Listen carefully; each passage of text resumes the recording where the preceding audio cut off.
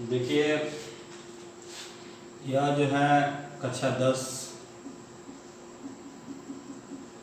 Class 10 का प्रश्नावली 3 यानी तीसरे पाठ के पहले का 3.1 का पहला सवाल है। वो चूँकि तो मतलब पहले 1.1 से यानी पहले पाठ से हम बनाना चाहते थे, लेकिन कुछ बच्चे कहे कि नहीं सर तीसरा से बनाइए, तो तीसरा से बनाया जा रहा है। तीसरा खत्म हो जाएगा तो फिर पहला दूसरा बना दिया जाएगा। यहाँ देखेंगे इसको करना क्या है कि केवल समीकरण बना के छोड़ देना है। 3.1 में केवल समीकरण बनाना है, न कि हल करना है। यहाँ समीकरण बनाने का तरीका आप सीखेंगे। एक सवाल में 2 समीकरण बनते हैं, इसलिए इधर हम 2 कर दे रहे हैं। एक का इधर बनाएंगे और एक का इधर बनाएंगे। सबसे पहले समीकरण बनाने, जब तक आप समीकरण बनाना नहीं सीखेंगे तब तक आप सवाल हल नहीं कर पाएंगे।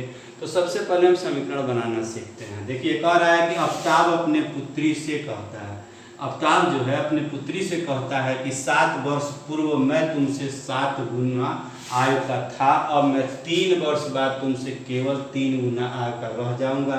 दोनों का वर्तमान आयु ज्ञात करना है आपको। तो आफ्ताब है और एक उसकी पुत्री है, तो सीधे लिखेंगे माना आफ्ताब की आयु x और उसके पुत्री की आयु, उसके पुत्री की आयु y है। 2 चीज सबसे पहले होगा, जो भी सवाल होगा एक को हम x मानते हैं, एक को y मानते हैं। तो माना आफ्ताब का उम्र x है तो उसके पुत्री का उम्र y है। यहाँ देखिए हम पहले समीकरण बनाएंगे कि आफ्ताब अपने पुत्र से कहता है कि 7 वर्ष पूर्व में तुमसे 7 गुना का था। यहाँ तक एक समीकरण बनेगा। 3 वर्ष बाद में तुमसे 3 गुना का रह जाऊंगा, यहाँ एक समीकरण बनेगा। 2 समीकरण यहाँ आपको बना के तैयार करने हैं। सबसे पहले कि मान लीजिए कि x आफ्ताब की आयु है और y उसके पुत्री की आयु है। तो यह आफ्ताब की जो है कि आयु हो गई और यह इसके पुत्री की आयु हो गई। बीच में हम बराबर कर देते हैं। हम एक टाइम के लिए, सिर्फ एक टाइम के लिए मान लेते हैं कि दोनों की आयु बराबर है, क्योंकि जितना हम आफ्ताब की उम्र को माने हैं उतना उसके पुत्री की उम्र को माने हैं। दूसरा चीज अब कह रहा है कि 7 वर्ष पूर्व, मान लीजिए मेरी वर्तमान आयु 10 वर्ष है, तो 2 वर्ष पहले कितनी थी? पक्का 2 वर्ष घटा देंगे, 8 वर्ष थी। तो उसी प्रकार अगर आफ्ताब की आयु x वर्ष है तो 7 वर्ष पहले कितनी होगी? पक्का है कि इसमें से 7 घटा देंगे, इतनी होगी।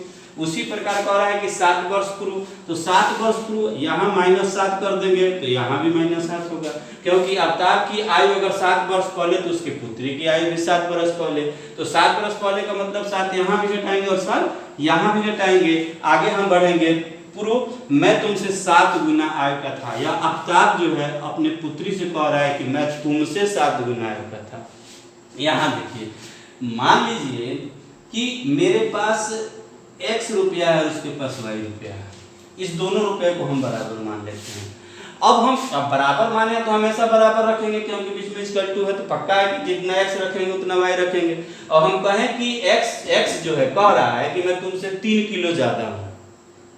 मान लो कि ये भी केजी में है और ये भी केजी में है। अब x कह रहा है कि मैं तुमसे 3 किलो ज्यादा हूँ, तो x में 3 किलो ज्यादा कर देंगे तो दोनों बैलेंस कहाँ है? बराबर तो है नहीं, इसलिए बीच में बराबर डाले हैं। तो अगर हम यहाँ 3 कर दें तो x से 3, x जितना वजन का है उतना y है, लेकिन x 3 किलो ज्यादा है तो 3 किलो। मान लो कि एक जगह बटखरा पे हम बैठ रहे हैं, एक बटखरा पे यहाँ पे एक तराजू बना रहे हैं, यहाँ एक तराजू बना रहा है। इस तराजू में मान लीजिए x रखे, इसमें y रख देंगे। अब देखिए अब यहाँ पे हम बराबर को, कांटा को हमको बराबर रखना है। अब भाई कहे कि मैं 4 किलो ज्यादा हूँ, तो 4 किलो ज्यादा है तो 4 इसमें ज्यादा रखेंगे तब ना 4 किलो ज्यादा या कांटा बराबर होगा, तब ना यहाँ बराबर का चिन्ह लगेगा। उसी तरह यहाँ पे आप, ये चीज बहुत जरूरी है, इंपोर्टेंट है आपको समझना। यहाँ पे अगर हम करते हैं x और y को बराबर मानते हैं और x कह रहा है कि मैं तुमसे 7 गुना ज्यादा था, तो 7 गुना ज्यादा ही न था कि यहाँ हम 7 से गुणा करें। अगर ये कहता है मैं तुमसे 7 गुना कम था तो 7 का गुना यहाँ करेंगे। तो इसी प्रकार से तभी अब बीच में जो बराबर इक्वल टू रखे हैं एक्स वाई को अब बैलेंस कर पाएंगे, क्योंकि यहाँ बैलेंस के लिए बराबर का चिन्ह आपने लगाया हुआ है।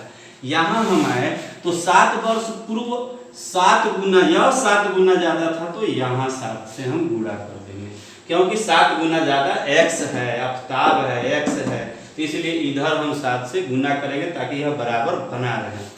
अब इस समीकरण को हम बनाते हैं, हल करते हैं। x और यह -7 रहेगा, इक्वल टू इसका गुणा इसमें कराया जाता है और इसका गुणा इसमें कराया जाता है। तो जब इसका गुणा इसमें कराएंगे तो होगा 7y, इसका कराएंगे तो -7 × 49। x इधर प्लस इधर आएगा तो -7y हो जाएगा, और बराबर -49 का 49 इधर आएगा, माइनस इधर जाएगा तो प्लस हो जाएगा।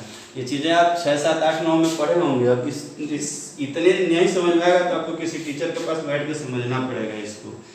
फिर यहाँ पे देखेंगे x -7y बराबर घट जाएगा तो हो जाएगा 42, माइनस ज्यादा है तो -42। समीकरण या तो यही बनाएंगे और नहीं तो x -7y और माइनस है बराबर किधर आएगा तो +42 हो जाएगा, इक्वल टू 0, या तो समीकरण ही बनाएंगे। समीकरण नंबर 1 बन के तैयार हो गया। दूसरा यहाँ पे देखिए, मान लीजिए अवतार की आयु है भाई उसके पुत्र की आयु है, बीच में इक्वल टू रखते हैं, तो कह रहा है अब 3 वर्ष बाद, मान लीजिए इस समय मेरी आयु x है तो 3 वर्ष बाद कितना होगा, 3 जुड़ जाएगा, क्योंकि 3 वर्ष इस समय 40 है तो 3 वर्ष बाद 3 जोड़ देंगे 43 होगा। उसी प्रकार यहाँ 3 वर्ष के बाद इसका तो 3 वर्ष के बाद इसका भी तो देखेंगे हम, तो दोनों में जुड़ जाएगा। मैं तुमसे 3 वर्ष बाद में केवल 3 गुना रह जाऊंगा, तो 3 गुना है तो अधिक रहेगा, तो इसलिए 3 से गुणा इधर करेंगे। इसको हम देखते हैं तो x + 3 होगा, इक्वल टू इसमें गुणा होगा तो 3y होगा, और +3 3 का 9 होगा। फिर यहाँ पे देखें तो x प्लस इधर आएगा तो -3y हो जाएगा, इक्वल टू +9 है, प्लस इधर जाएगा तो -3 हो जाएगा। एक बार और देख लीजिए, x है y है, कह रहा है कि 3 वर्ष बाद, 3 वर्ष बाद यानी +3 इसमें भी रहेगा, इसमें भी रहेगा। इसकी वर्तमान आयु x है 3 वर्ष के बाद तो 3 प्लस जुड़ जाएगा, इसमें भी 3 जुड़ जाएगा। मैं तुमसे केवल 3 गुना बड़ा रह जाऊंगा, केवल यह 3 गुना बड़ा रहेगा, केवल 3 गुना तो 3 से गुणा हो जाएगा, यह हो जाएगा बराबर 3x 3 3 का 9। यहाँ आप देखें तो x -3y बराबर इसमें से घटेगा तो होगा 6, 9 में से 3 गया 6, तो या तो यही समीकरण रहने दीजिए, नहीं तो इसको दूसरा समीकरण बनाना है तो यहाँ पे लिख लीजिए x -3y प्लस इधर आएगा तो -6 = 0, ये बनेगा। ये आपका दोनों समीकरण बन करके तैयार हो गया, समीकरण नंबर 2। ध्यान से 1-2 बार देखिएगा, आपको कई गो समीकरण बनाया जाएगा, 5, 7, 10 समीकरण देखिएगा, धीरे धीरे आपको समझ में आ जाएगा।